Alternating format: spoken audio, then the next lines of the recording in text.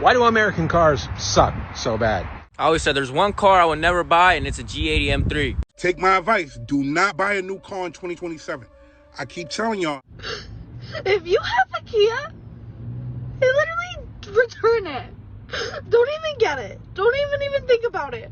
Well, here she is, brand new 2027, top of the line. You want to take her for a test drive? Are you kidding me? Yeah, I've been saving for this thing for like 3 years. Let's go. Hello. Before we begin, I will need to assess your current state. Please look into the camera. The camera? Okay, sure. Scanning.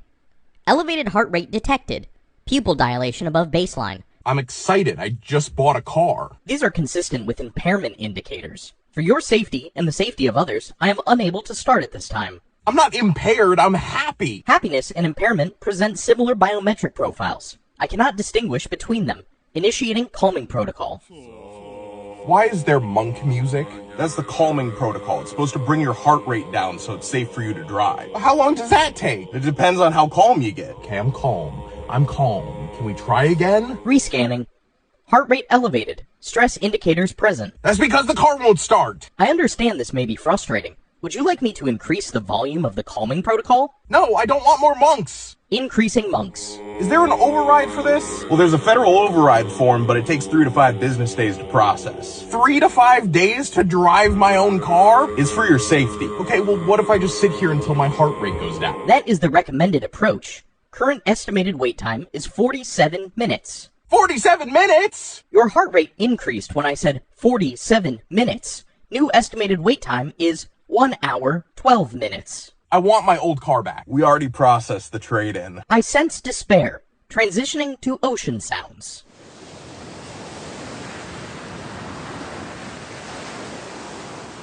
Millions of Americans are returning their new cars. Here's why. Before we get started, hit the subscribe button and like the video. I need to get to the hospital right now. My wife is in labor and we're gonna have our first kid. I'm sorry, Kyle. I'm afraid I can't do that. What? Why? Your heart rate is 142 beats per minute.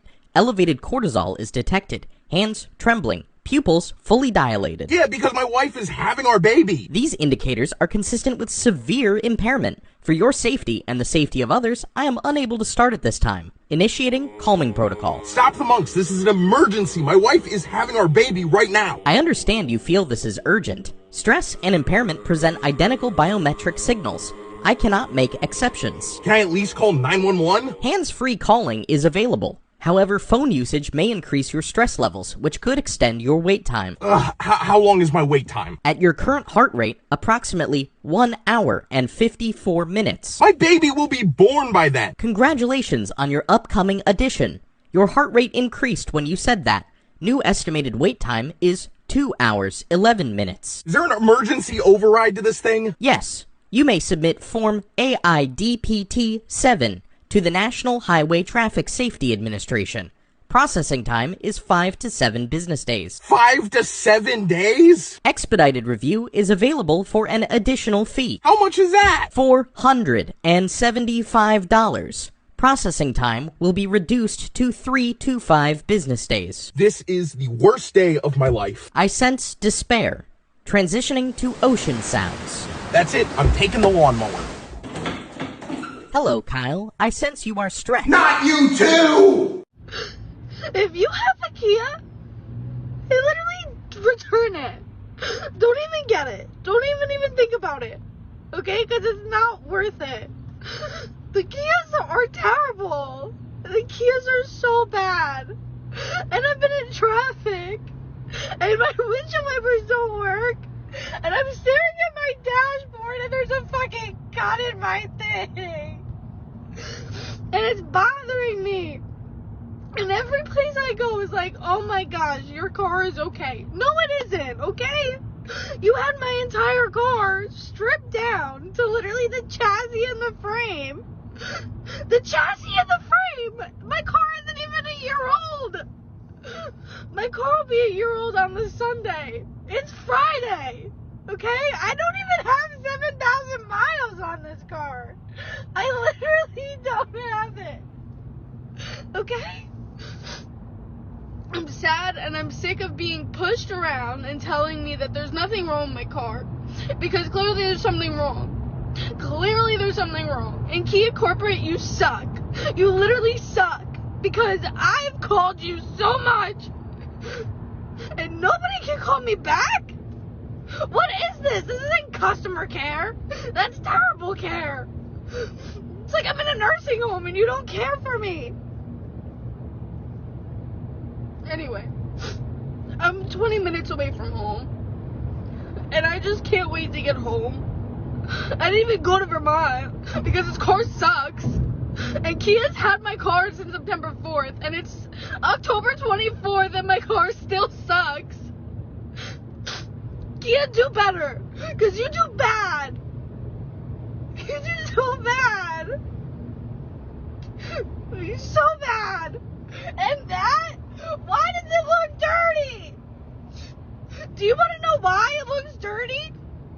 Because they got chemical on it. And it ripped apart the plastic piece that's on it, that's protecting it. And then they told me that it was okay. They said it's okay because it's not a mechanical failure. Bullshit. Bullshit. We all almost died. What? Who died? This guy almost killed all of us just now. What do you mean? Are you serious or are you joking? Take a look. Look at that. What happened? So this is our electric car charger that was attached to the wall. Right. I was outside, came back in. 3 seconds of walking in, I heard a loud bang, pop, and flames. And then everybody in the showroom turned. This thing was on fire. Are you serious? Yep. Wow, and you weren't close to it, I hope, obviously? If you want to check the cameras, we were pretty close to it. But luckily, we walked straight. But if I were to take a right, wouldn't be here right now. That's awful. And how long was it plugged in the wall for? We were charging a car, but I don't know exactly how long it was. I think this is one of the first chargers that Namo originally got maybe 3, 4, 5 years ago. Maybe. Wow, that's pretty bad. And it actually went in flames? Yeah, we saw fire. Holy. 3 sparks and fire. Wow. So everybody here does know to never leave a charger overnight.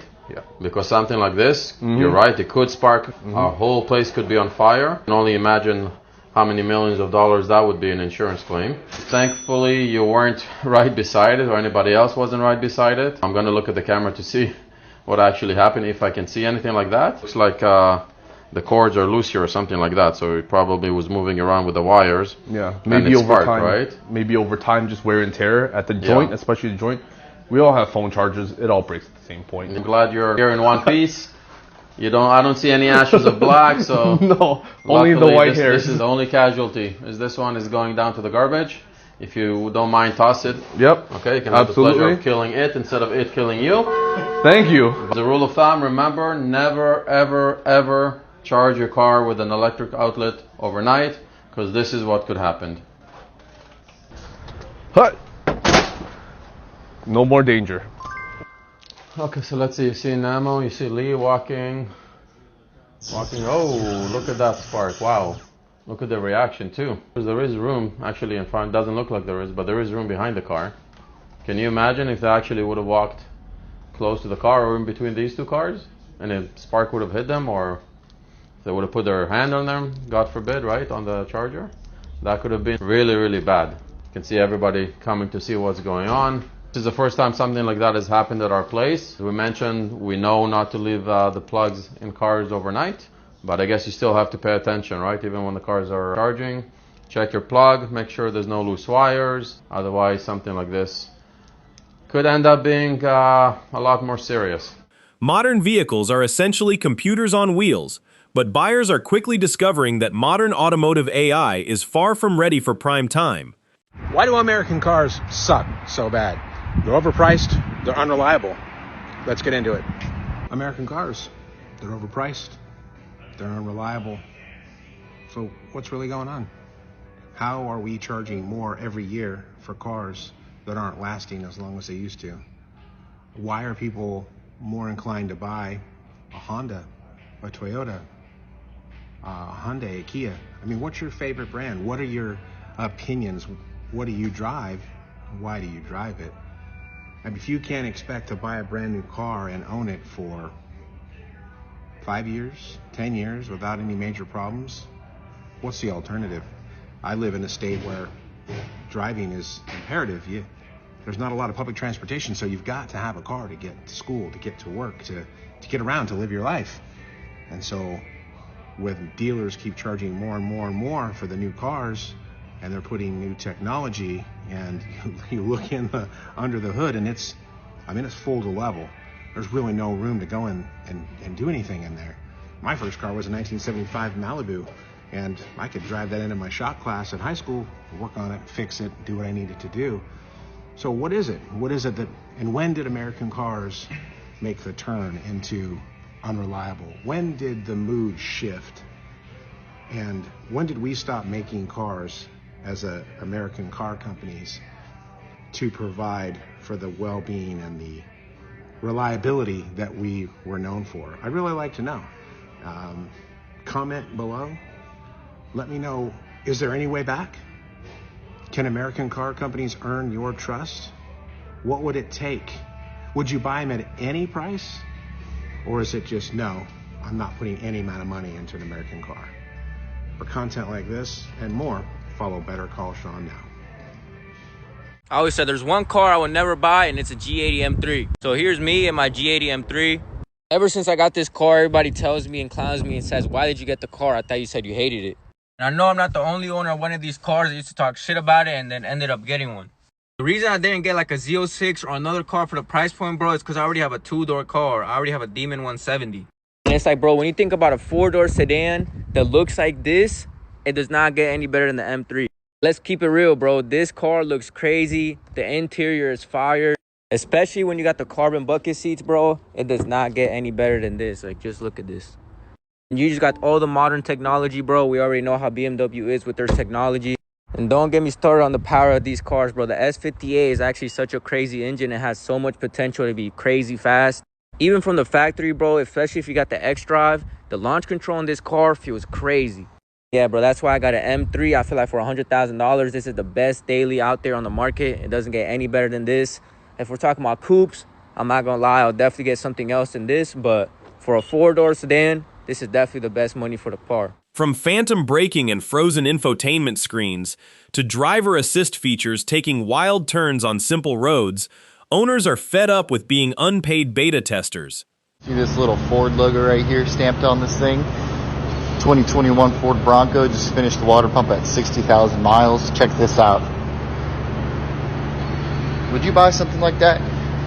I think I would rather get in a car crash using my toolbox than I would with this Ford Bronco. This thing's a POS if you ask me.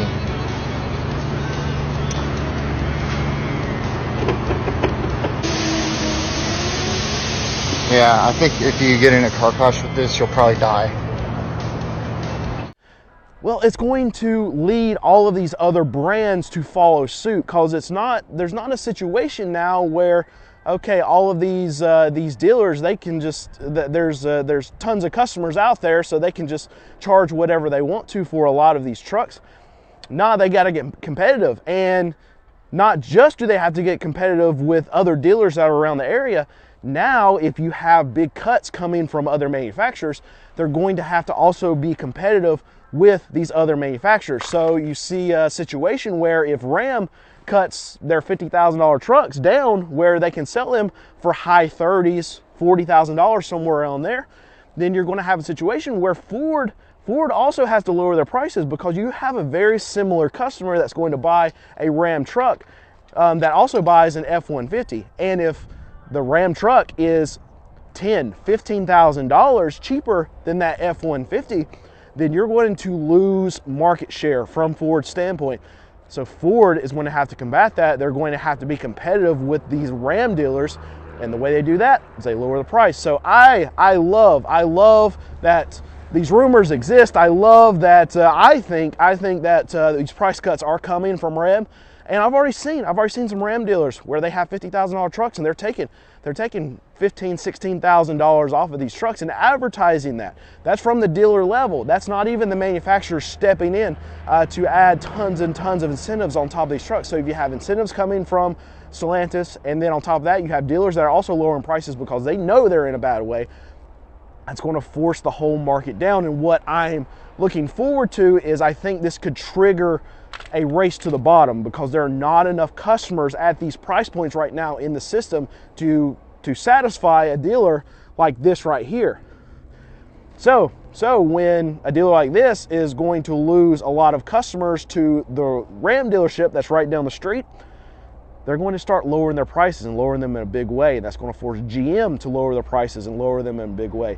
And then if you have, okay, even customers that are going to a brand like Ford, GM, Stellantis, then they're pulling other customers away from even brands like Toyota and Honda. I know it's a different customer base in a lot of ways, because they sell a lot more sedans. Actually, they sell sedans, and Ford and GM and Stellantis don't. But even with their small SUVs and their larger SUVs, you could see American brands that are racing to the bottom start pulling market share from them, and that's going to push market. That's going to put their prices down also. So this is something I'm very excited about in the car market. It's not good for manufacturers, and it's not good for dealers in the short term. I think in the long term, though, if we get back to the volume game, you get back to where you can make a lot of money on the back end product because you're moving so much volume through the dealerships. They don't need to make money on the front end. They can get their money from the manufacturers. On the back end, they can get their money from F&I products. They can get their money from service. They can get their money from dock fees. They don't need to make it on the actual vehicle. And I think if we get back to that volume game in the car market, I think it's better for everyone in the system, really probably except for manufacturers. It's better for consumers. They get better prices, better for dealers. I think they make more money by rolling more products. And it's good for used car dealers. Selfishly, I'm talking about this is good for everyone in the system, but it's also really good for me. I'm a used car dealer, and when I go to auction, I need to have lots of vehicles to choose from, so prices can come down. The more supply in the system, obviously the more prices can come down. But right now we don't have enough trade-ins coming from these new car dealers. As you can see, they're not getting a ton of trade-ins because they're not selling enough product right now. And as they sell more vehicles, they can get more trade-ins. They can send more cars to auction that I can bid on. My prices can go down. I can sell cars cheaper to my customers. I can sell more volume. I can make more money. That's my selfish hope for this race to the bottom. That may or may not happen, but I'm really rooting for it. It's safe to say that I'm an expert in my field. I've been in the automotive industry for over 15 years now, and I was a mechanic for almost 10 years. Worked extensively in service departments, front to back, and I now work in mechanical claims, very similar to insurance. So with all that said, I wholeheartedly avoid, it's kind of neck and neck, but this is the one brand that I avoid vehemently. I will never buy new or used ever, period. And that is going to be Hyundai Kia. Okay, now hear me out. I know that they fool the eye with their very nice interiors. They have a lot of great design teams who make great interiors to look at. However, the engines, transmissions, and drivetrains on these cars are Temu quality. Like, they are from Wish, because they are so bad, so prone to failure. I'm looking at a 2020 Kia Telluride right now, and it has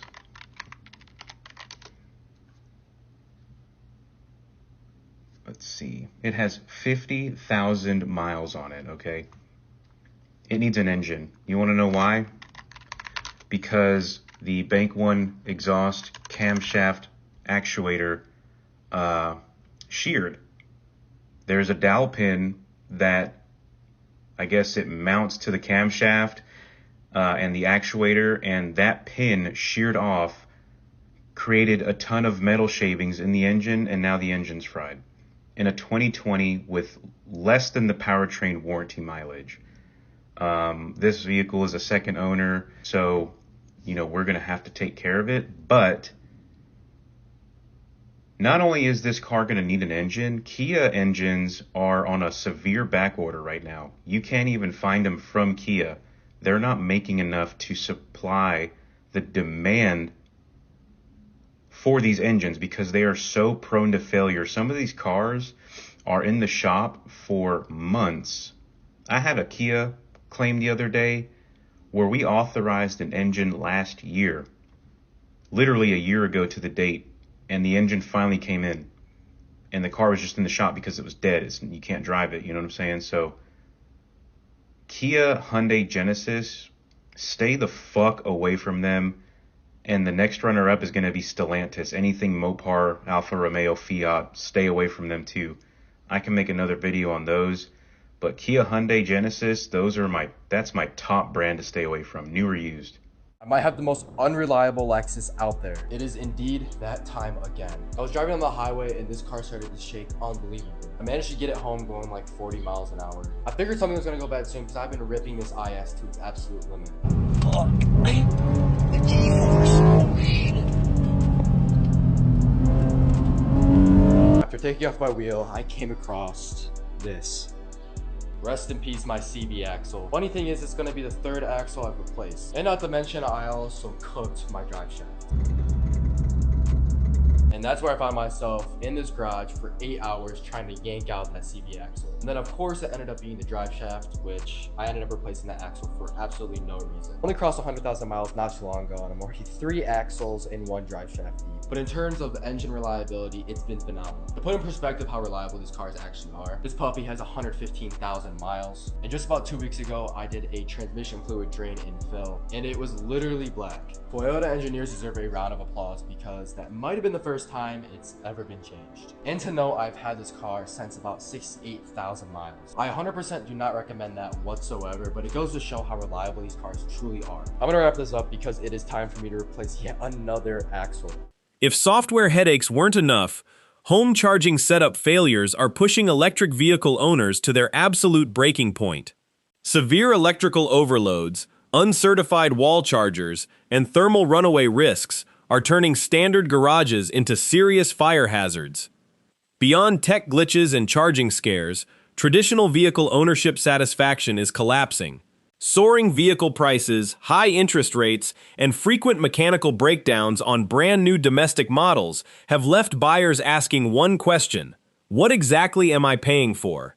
Between broken promises on smart technology, home safety risks, and sky-high monthly payments, it's no wonder buyer's remorse is hitting record highs.